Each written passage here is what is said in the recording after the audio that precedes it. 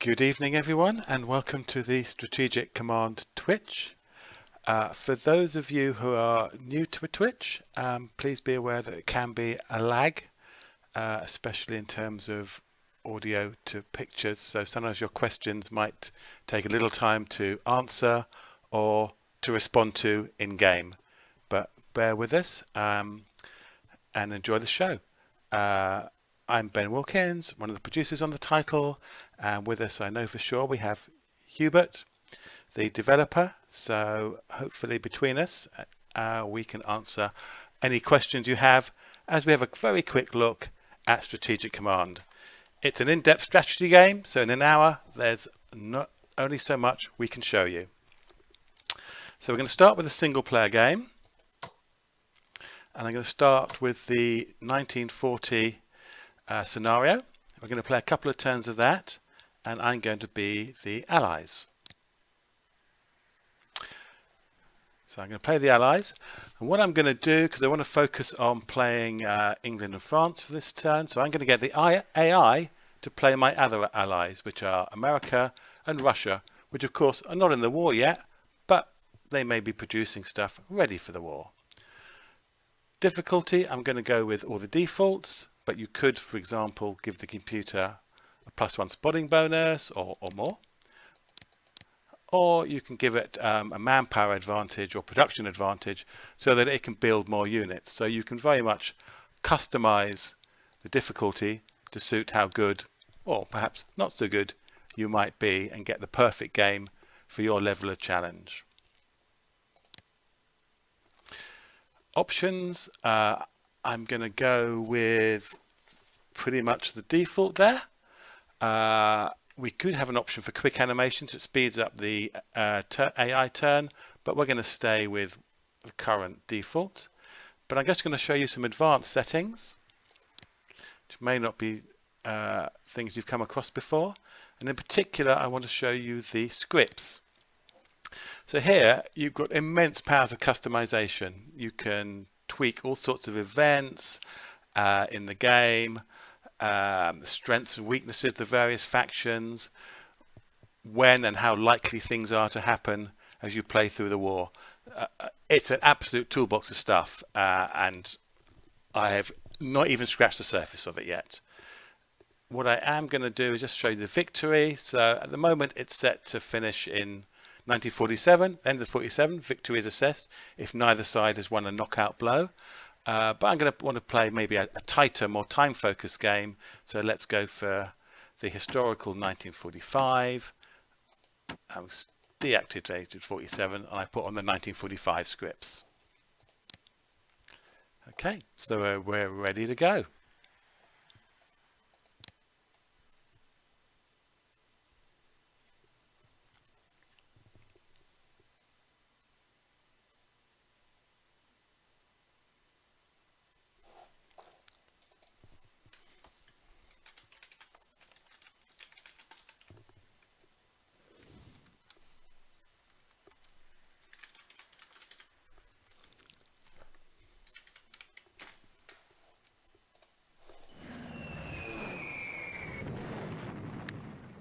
So I'm playing with music off and the sound effects set pretty low.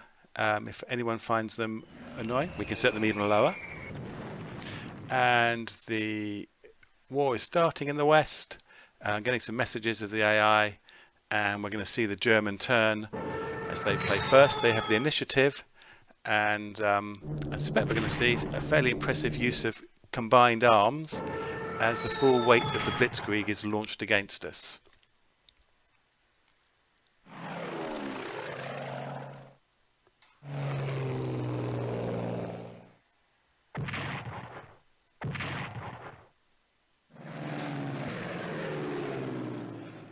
So we have the battle for air superiority. Stuka's paving a way, no doubt, for the ground units. It could be a pretty bumpy ride for the Allies for this turn.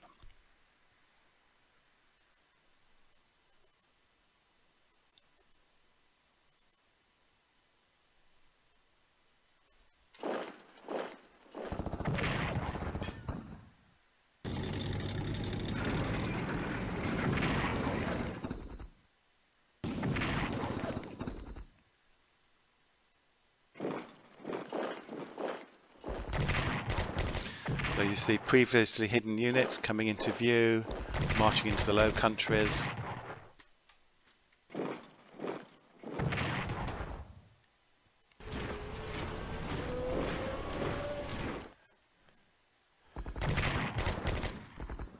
And we all know what's about to come through the Ardennes at us.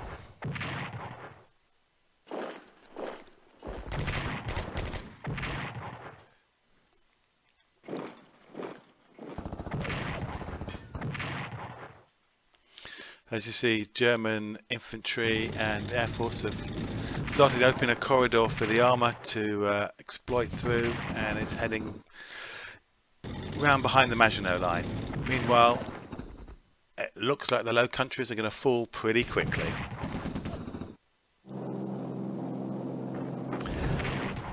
And here we have the German Paras coming in. That's the end of the Dutch Air Force.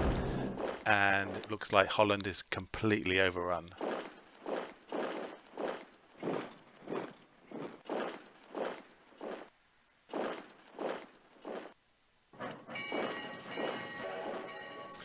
Sounds like the Germans just used some operational movement. They're getting using their trains to rush units to the front line.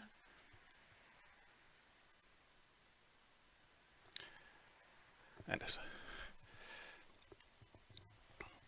so I'll dismiss this message and we can have our turn. So we get event messages popping up.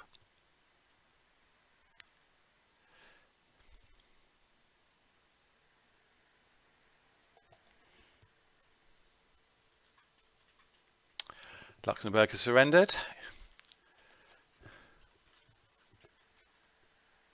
Holland has surrendered. See, the Germans have war booty there, so that's going to increase their war effort.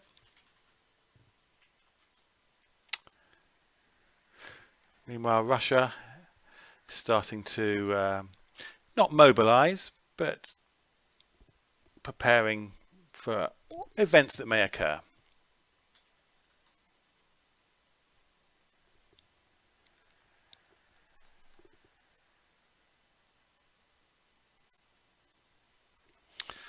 Summary of the events of last turn.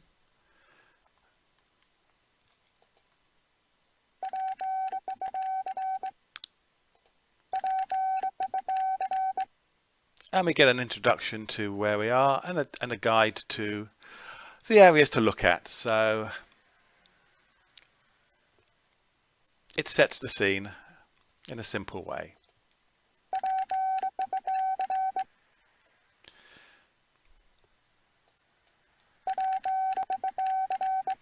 So basically, it's advice of look out for the Mediterranean for the Italians, and whilst we know with historical hindsight that France could fall at any moment, and it would be to our advantage for the BEF to be safely away from it when it happens. If we do pull British troops out of France, then the French will collapse even quicker, and who knows, maybe the Germans will be in a position to launch Sea Lion in summer, which would be bad news for Britain.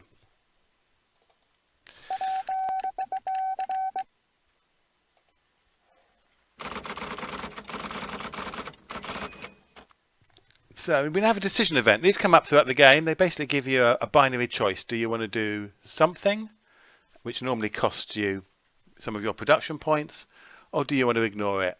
And these can shape the course of the war in subtle ways.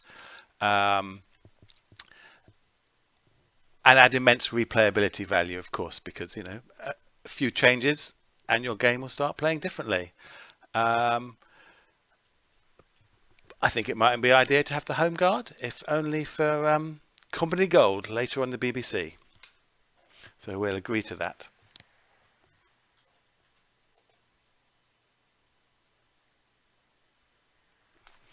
So now we can look around, we can see what's occurred. This is the most zoomed in view, and we can see the front line in France. We can start zooming out. We want to check the Mediterranean, as we were warned that the Italians might be sailing. And there's the overall war map. So you have British naval units up here, concentration of military forces here, French forces here. not much going on in America at the moment.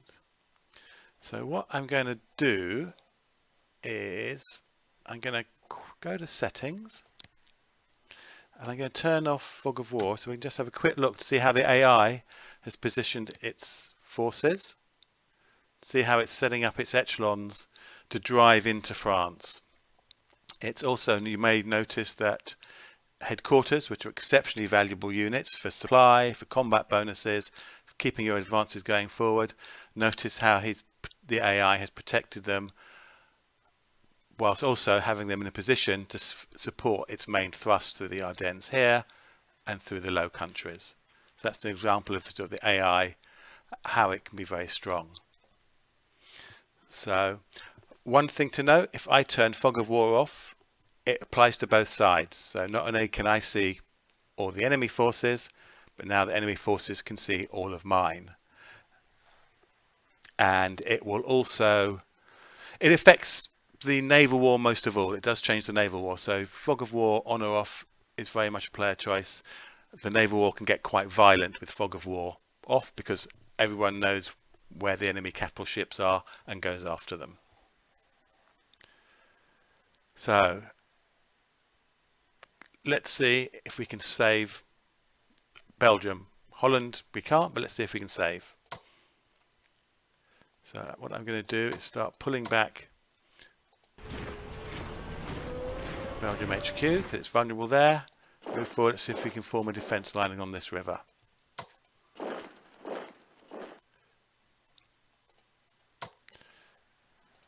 If we can protect our airfields, that would be good.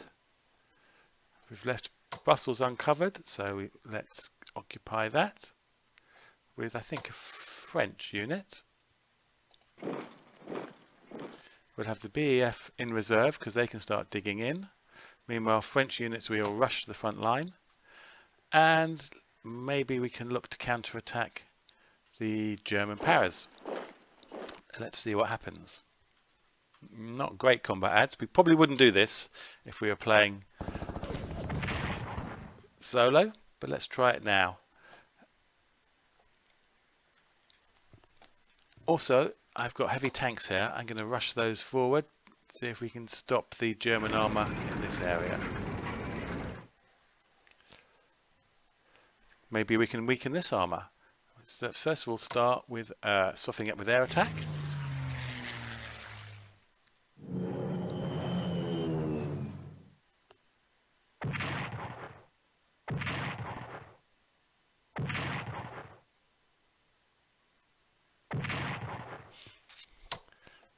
And we can throw in an attack.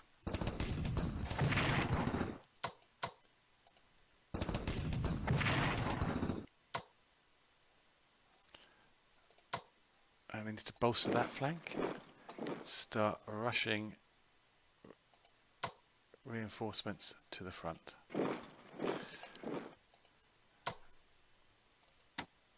We can reinforce our units, maybe an idea. We've got 100 manpower points. Let's send them up to the max before we send them into battle. Let's see if we can do the same here.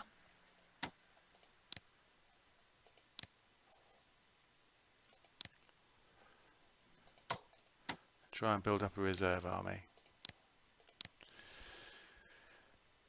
Can we do anything in Britain? Maybe we should base the Air Force in the UK. So we're not going to fly any operational missions, but let's pull them into France and see if we can help give some air cover. Can we launch a bombing raid to distract the enemy? Let's try it.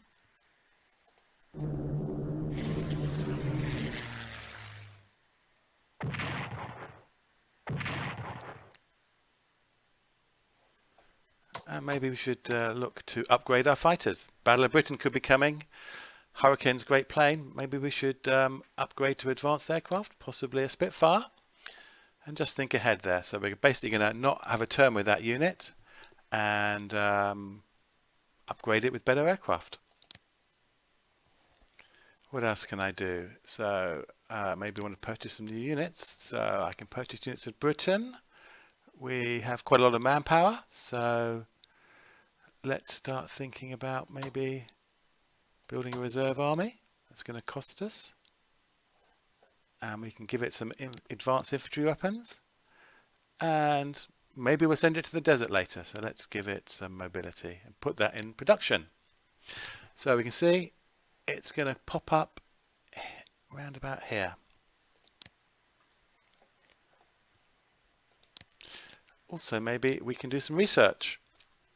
We already have infantry weapons, but we could go higher. Though we only have 125 available manpower points. We could artillery weapons, but maybe not for us. So we'll just save our points for now, I think. If we look here, we could look at there. We know we turned fog of war off in our cheaty way, so we know there's a U-boat there. So maybe we should start sending a destroyer group out to look for them. We want to keep the home fleet safe. So if we do that,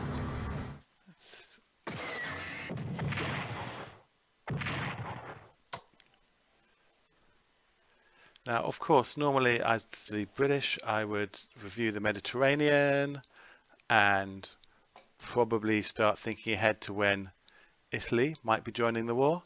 But because we want to see what happens in France, and we're playing this to give you a little taste of what the AI can do when it's attacking, we're going to skip over that. We're not going to look at French production or research. We're going to go on to the next turn. I do want to end this turn.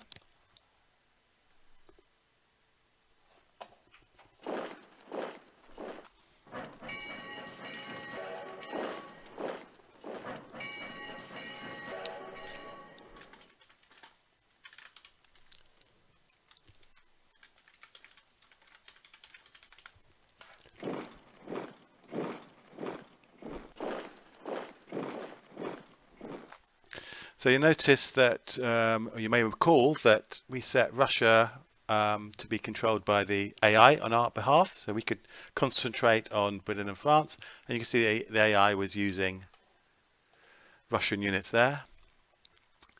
And Edward Mosley is in turn, and a good thing too. Here's a report for the end of the turn. So the Germans have had their turn, Allies have had their turn. This is showing, giving us a summary of how we did production-wise. So you'll see USA and USSR, very low production numbers at the moment, only getting 111 production points. Russia, even less, 85. Come 43, 44, those numbers before 5 times higher.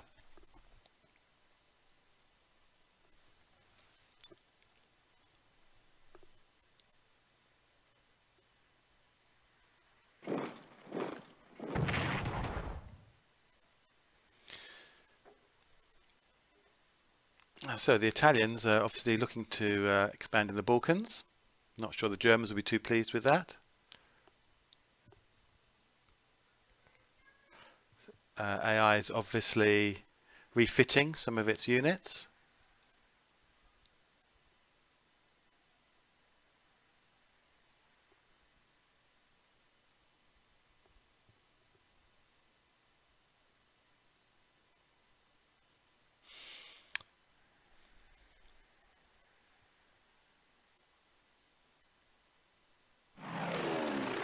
And here we go.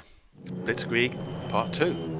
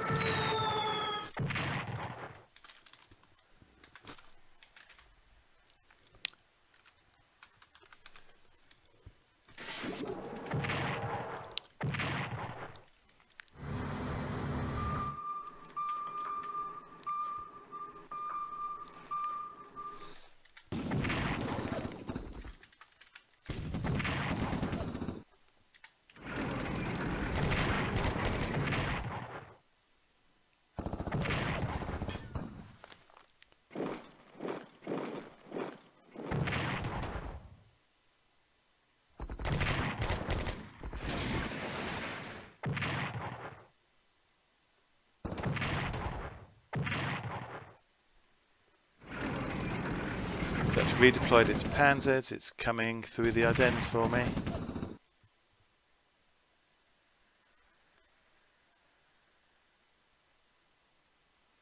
Italian fleet refitting.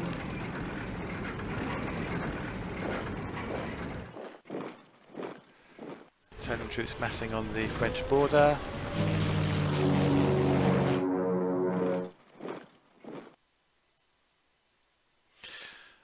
Notice how the AI is carefully not attacking the Maginot Line.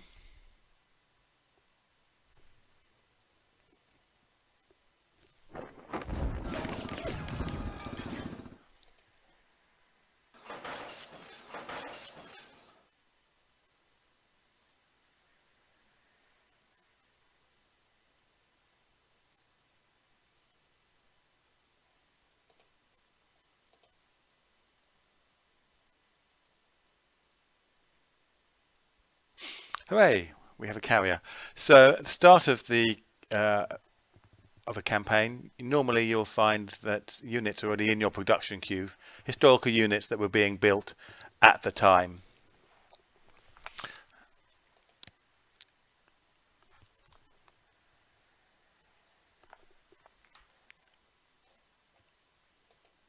And I need to work out where to put it, and it will show me highlighted hexes where I can put reinforcements.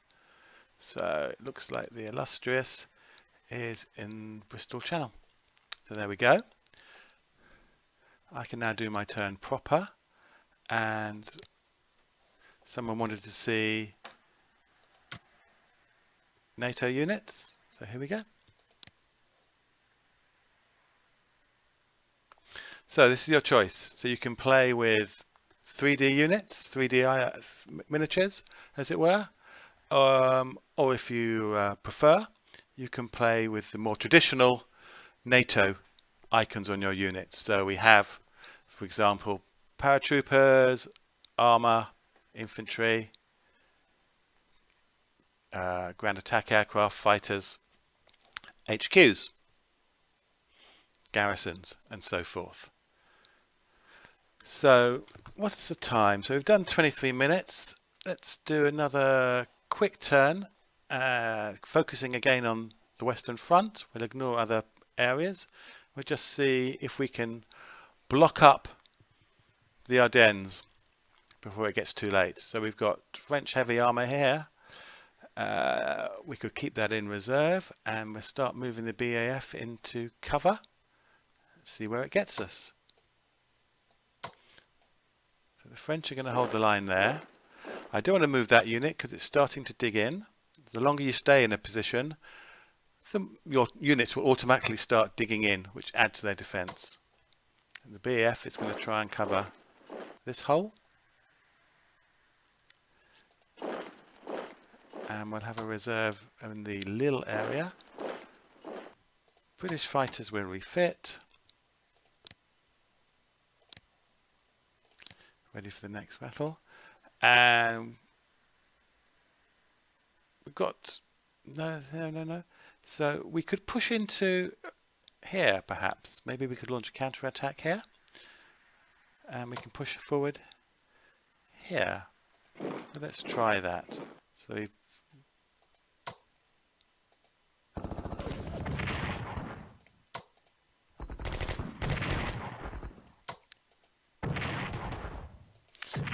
see if we can weaken the German spear point. And we'll start covering here. I suspect nothing's going to happen here, so let's push forward here. And we'll take advantage of the lull to reinforce our bombardment group. Meanwhile, maybe there's an opportunity to use the French Navy on the coast. So here, although losses might be quite low, we might damage the enemy's readiness.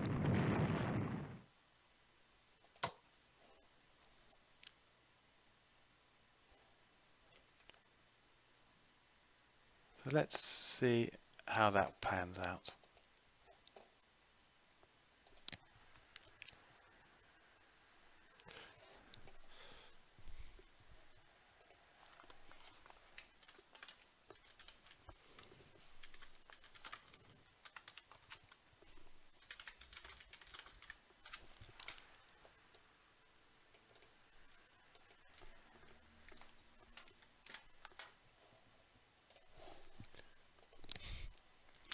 So there we go. So the AI continues to run Russia for me, but I could take control back at any point. But it's quite nice if you want to play through some early turns of the game at maybe a higher pace and just focus on where the action is, and then later maybe in 41 as Russia starts becoming a more important part of the war, you can start taking direct control of it yourself. Quite often if I'm playing the Germans, I will have the Italians set onto AI control.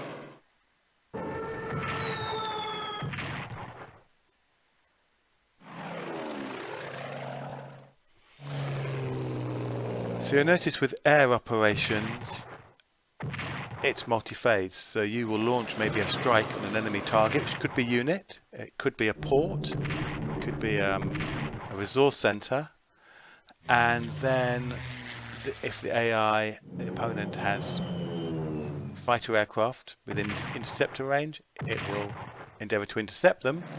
But at the same token, your fighter aircraft, if they're in the area, can then run escort missions against interceptors. So the air war plays out in all its facets.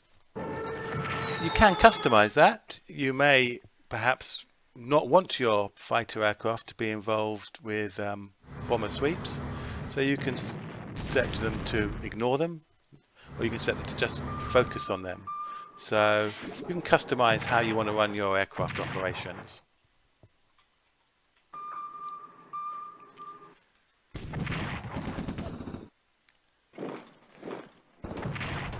So you may have noticed there the way the AI is using the sequence to play. It attacked with its armour, opened up Brussels, took Brussels with its paratroopers, and then exploited with that very same armoured unit again, because armoured units have 2 strikes a turn, so they could attack, move, and attack again, and even move if they had movement allowance left.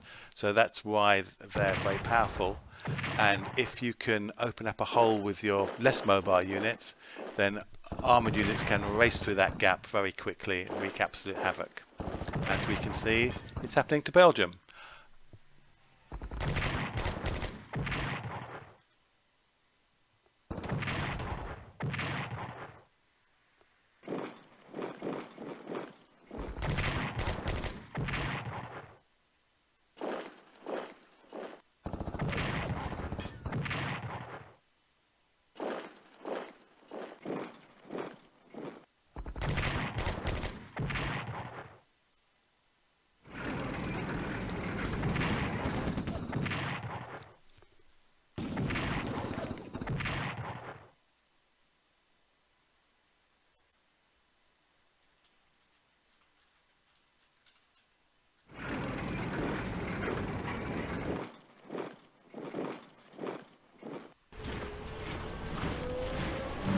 Notice how the German is redeploying its HQs, ready to exploit it.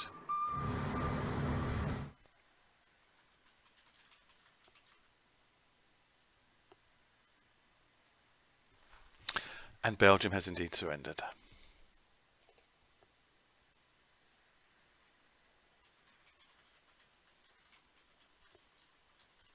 So this is going to, because the Germans have broken through, this event has occurred, this is going to slow down our movement.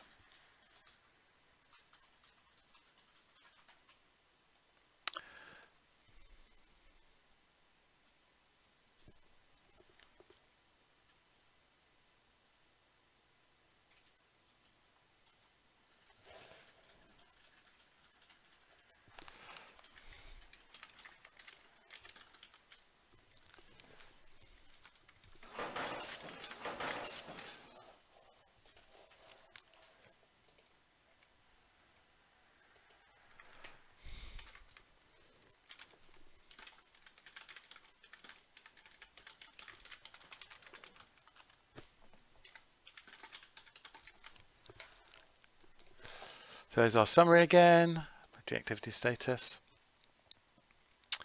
And as Hubert said, AI was indeed looking for a weak point and found it. It must be said that wasn't the best example of my playing the allies there, but it does show how the allies will, how the AI will ruthlessly find a hole in your line and maximize its resources to do maximum damage, whilst at the same time, generally, but not always, not overexposing itself. So we can see that the position in the west is quite grim, and I'm not sure that we're going to turn it around in the short term. Luckily, we built our Spitfires in Britain a couple of turns ago, so we may yet get out of this. So we've played 3 turns of 1940. That's half our session gone. I'm just going to abandon this game temporarily, and we'll jump ahead to 1943, and we can see how the map looks there.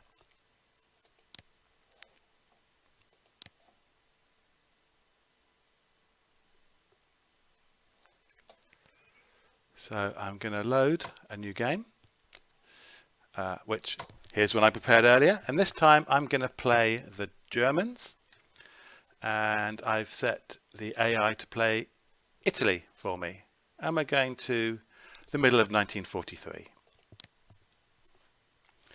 And so that people can see Fog of War on if they missed it at the start, we'll turn that on. We'll keep NATO icons. Other than that, we keep with the default options.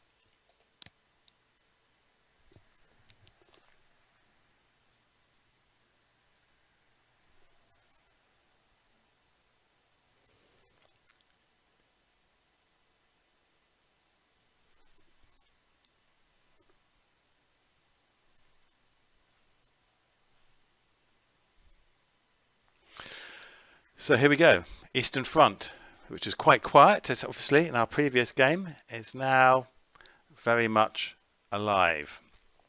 We can see, those of you who are aware of the history of World War II, which I'm sure many of you are, is the Germans are getting ready for Operation Citadel, the Battle of Kursk. So the German historical plan was to pinch off this salient. The Russians was to stop them. So we can see the big expense of Russia. We've got concentrations of units, but we have very thin front lines. I'm just going to answer a quick question.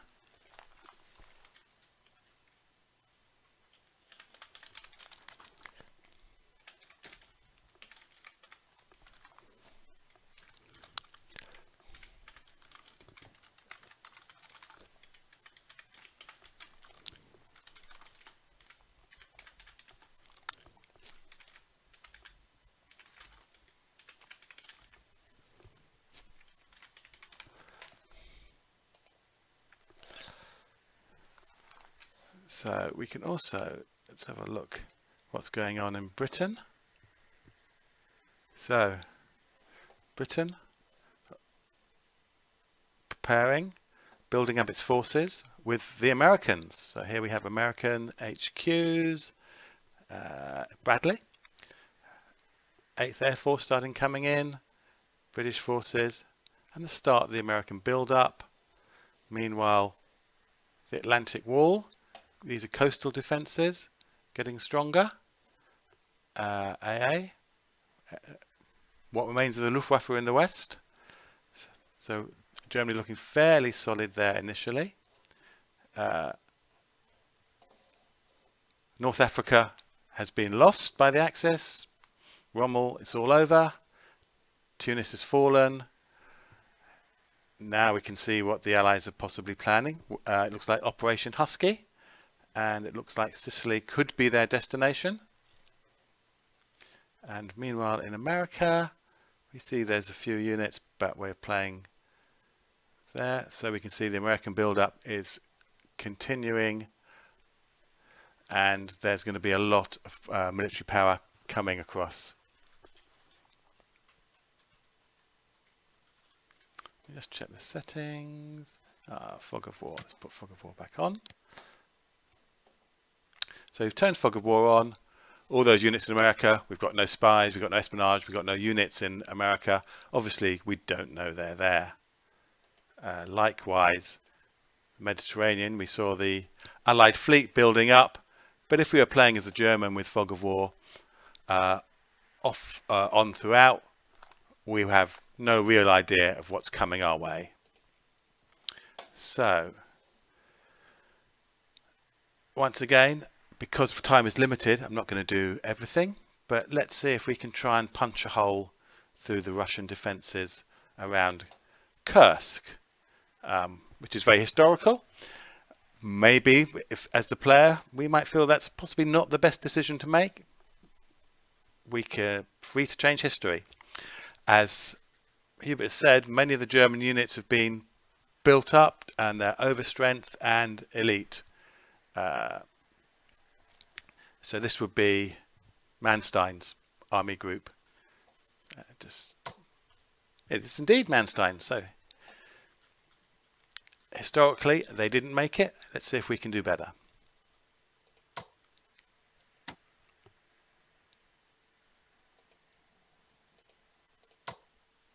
So we'll start with an artillery bombardment. That's a new unit. We hadn't seen it before. And we're going to try and punch through, I think, this sector of the front. So let's try that.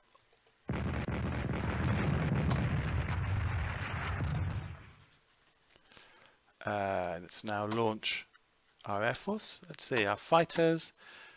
We can choose set modes. So at the moment they're automatic. So they're automatically intercept or escort as they see fit. We may want them to focus just on intercepting enemy missions or escorting those, or even ground, which means they don't, but we're grounding them, they are to avoid any air combat. But let's go stay on automatic, and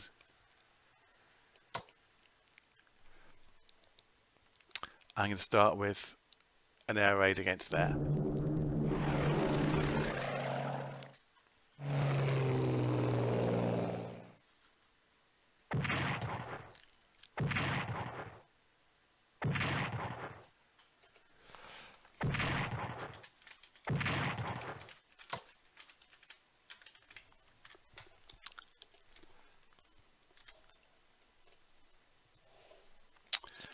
So let's launch our armour.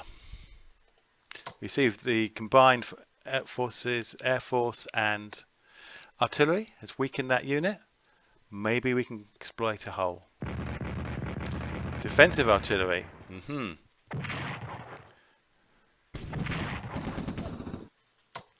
So as you may recall, armour has 2 strikes, so we can keep maintaining our attack.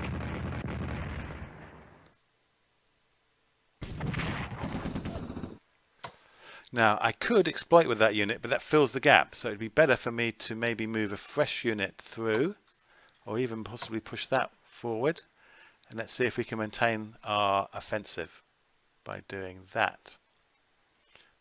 So I'm going to keep that in reserve. Maybe we can punch a hole. Let's see. Do we have any more aircraft we can throw into the fray? Maybe we do.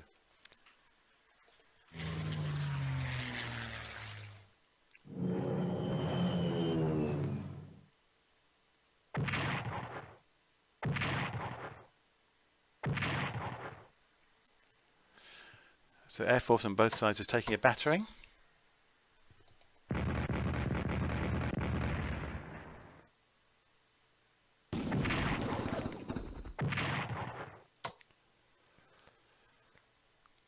Start trying to break through the crust.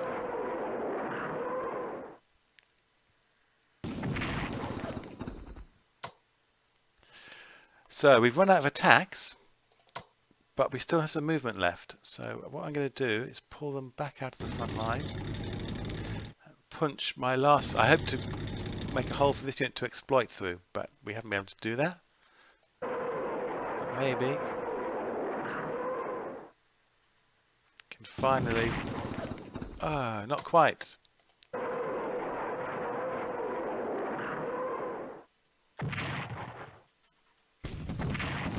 But at last, we have a gap. Can we get anything through? Not easily is the answer. But let's try and push a hole. So at the moment I'm going to try and fill that by bolstering the flank with that infantry unit.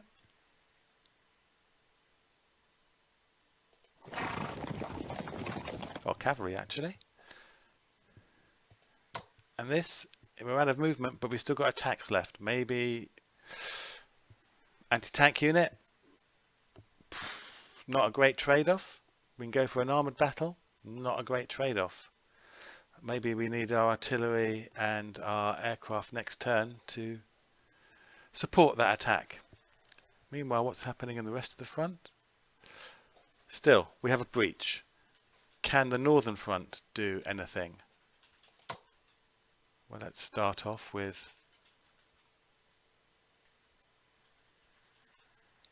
our Stukas.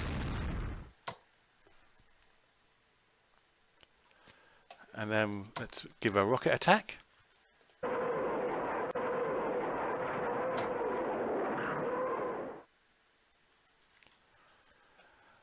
And let's commit the armour.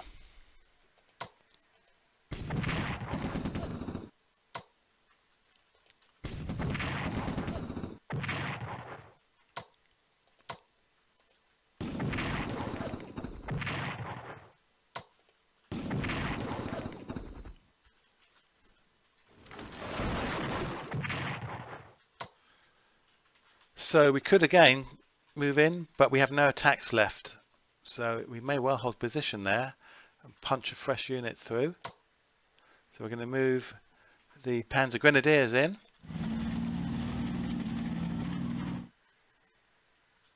And let's see if we can start widening the breach. So let's see if we can soften up that unit first with our artillery.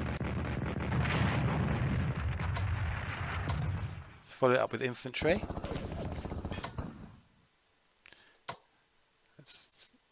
Now that unit's weakened.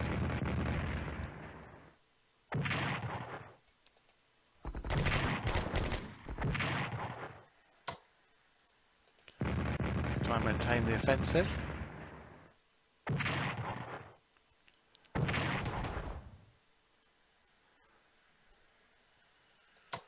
Armour into woodland is not normally a great idea, but we've weakened it.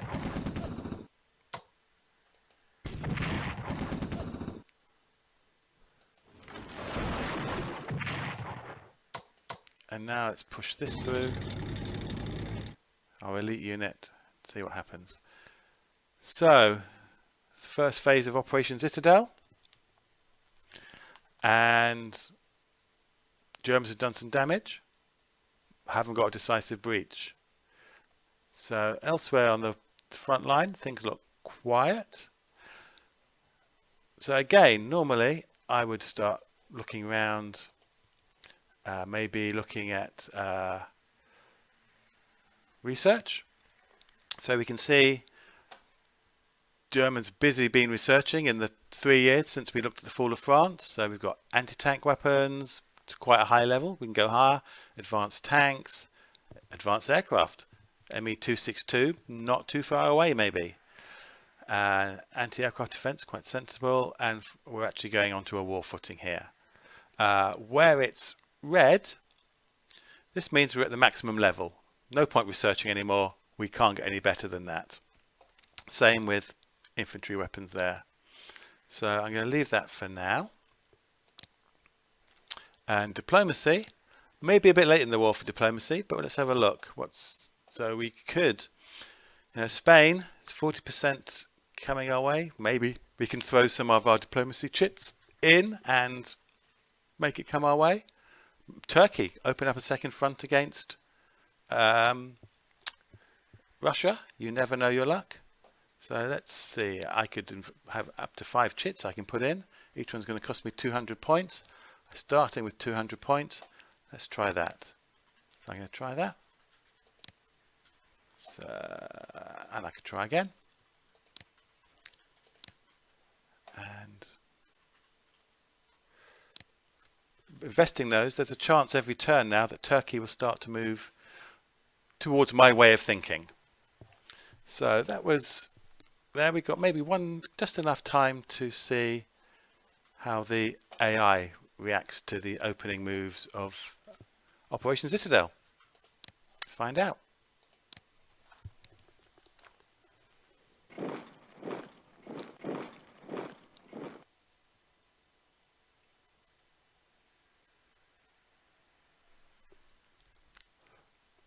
So that's the AI playing Italy on my behalf.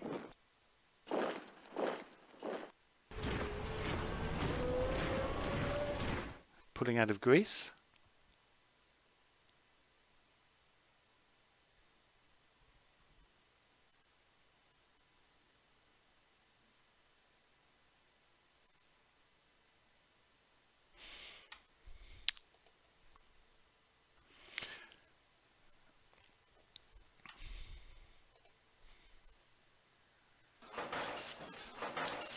So again, you may recall last time we looked at this, Germany very early in the war was getting a few hundred. Now we're almost up to 1,000 points a turn. So you can see how, as the war progresses, everyone's production capability advances.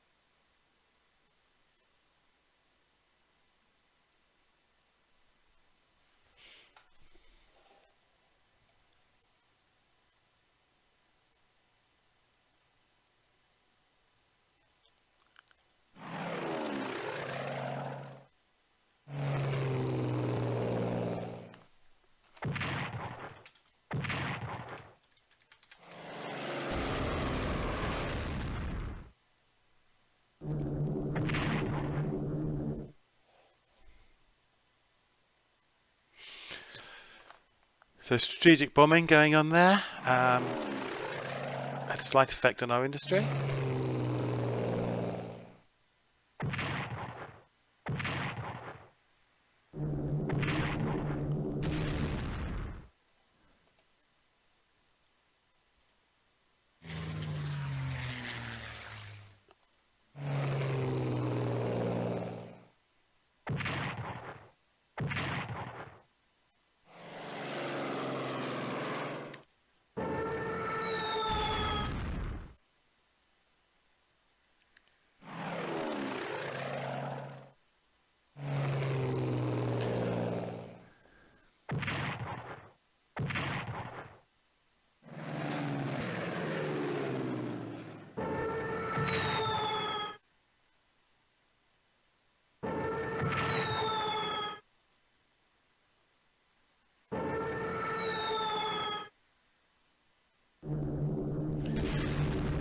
And here we see obviously the Allied air forces in North Africa starting to soften up Sicily, perhaps in advance for an amphibious invasion.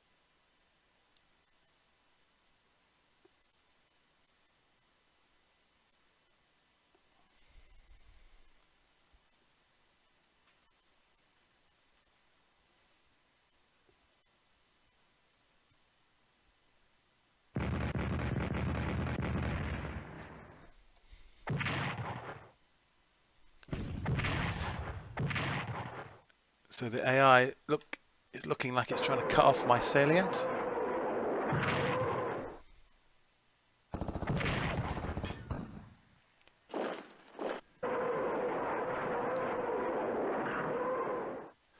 It's also counter-attacking my breakthrough there, quite successfully it would seem.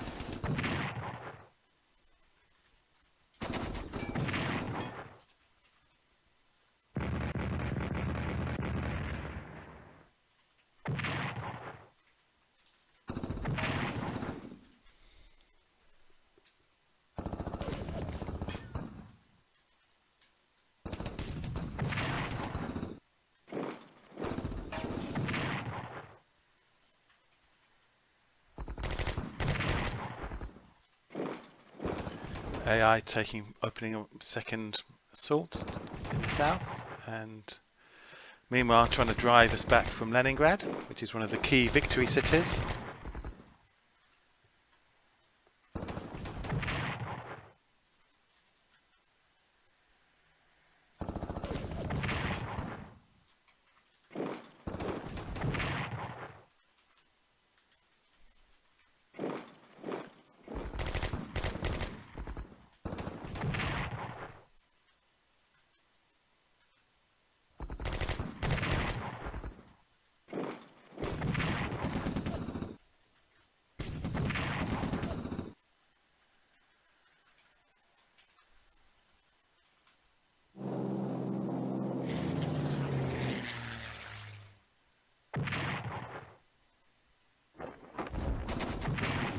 So it's using its Russian paratroopers to really counter-attack us.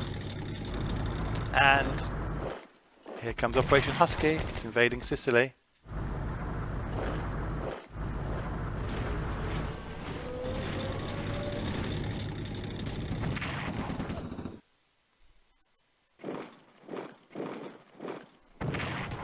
So you'll notice how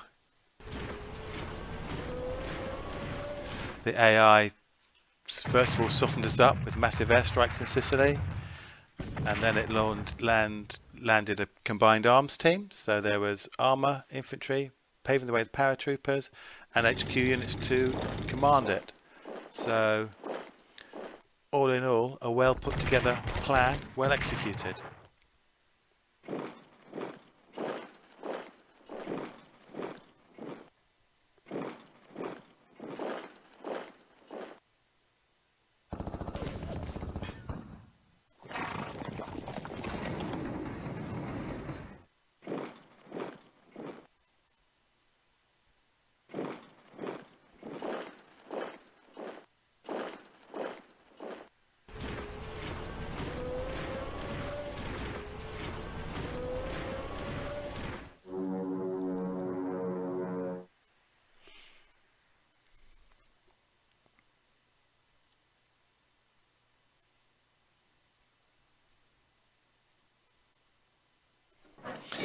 So we're getting towards the end of our time for tonight, unfortunately, and we feel we've barely scratched the surface of Strategic Command. Hopefully you've seen some of the depth of the game, but also the fact that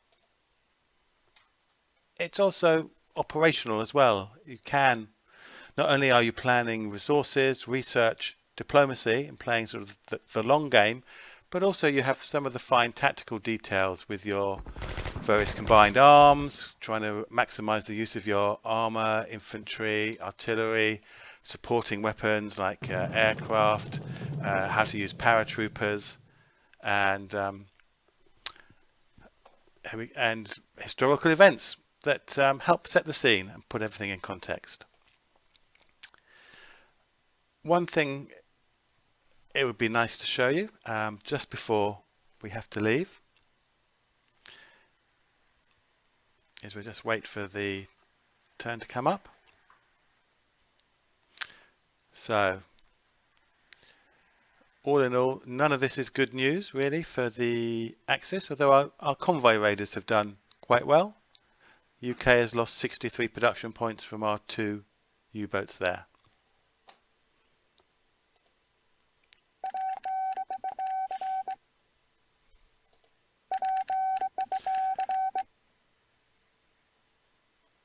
So it's something we don't have to do anything about. There's no penalty for disobeying this. It simply is just a little piece of advice for the players to point out the threat in the situation in the Mediterranean and suggesting a countermeasure. So we can digest that and act against it or not, up to us. So Sicily looks a bit of a, oops, poor mouse control, looks a bit of a dead duck, very little left there. So one thing I just want to show you, I'm going to go back to settings. So we saw we weren't doing great as the Axis there. I think we can safely say Citadel has failed, Sicily has been invaded, and things are looking ominous. So what Strategic Command allows you to do is see what happens if you change sides. We can do that in the middle of a game, takes effect immediately. So we could see, if we had time, which we don't tonight, could the AI turn the situation around for the Axis?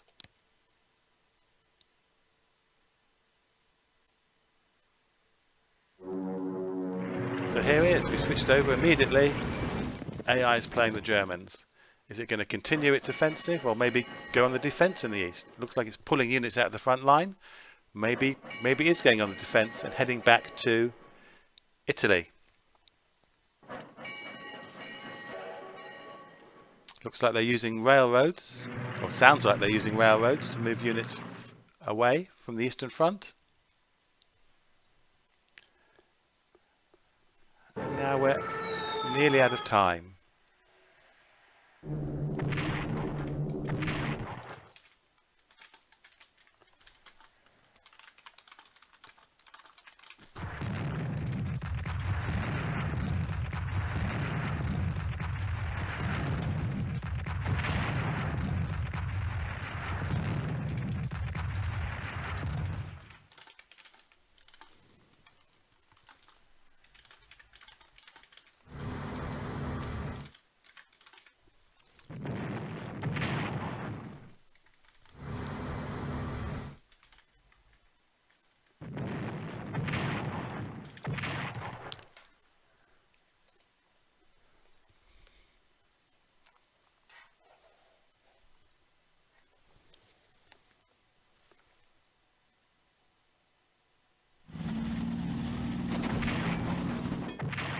So it looks like the Axis is trying to maintain the breach we made earlier.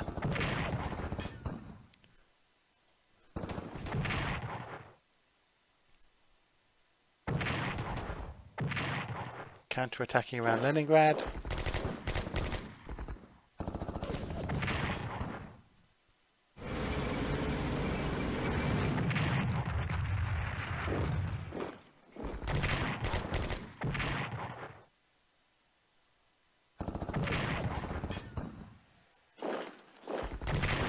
You'll notice the AI can be pretty aggressive.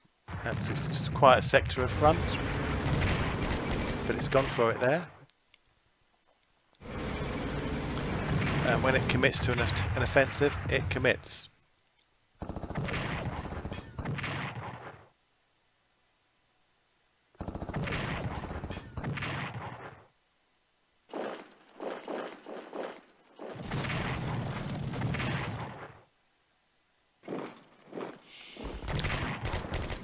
Interesting offensive move in the south.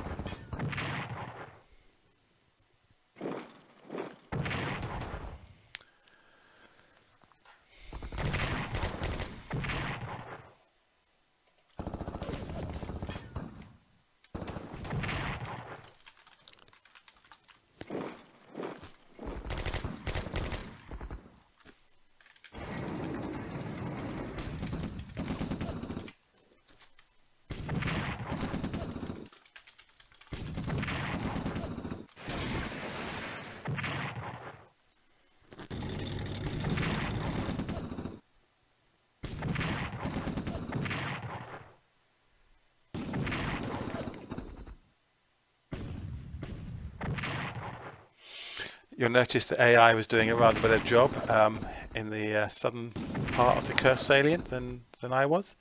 But I like to think I weakened them first for it to exploit. So again, you see it's using this sort of sequence of plays where the impulse moves, where you can move, fight, multiple units, and if you have a concentration of force, you can unlock even the best defensive lines. So again, it brings us back to it's a high-level strategic game, but with a wealth of tactical options and details for those of you who like getting down and dirty in the front line, as it were.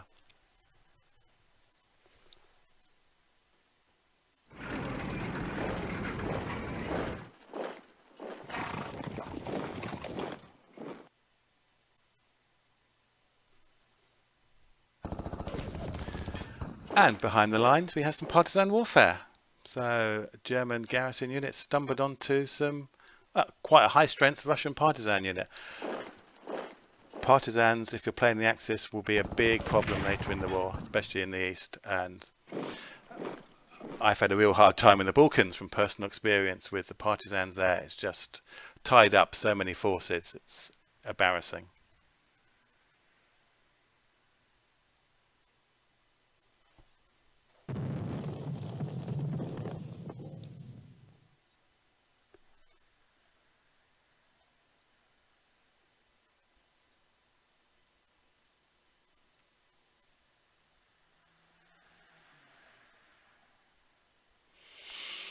So we see very aggressive in the Eastern Front with the Germans. Lots of Russian combat losses.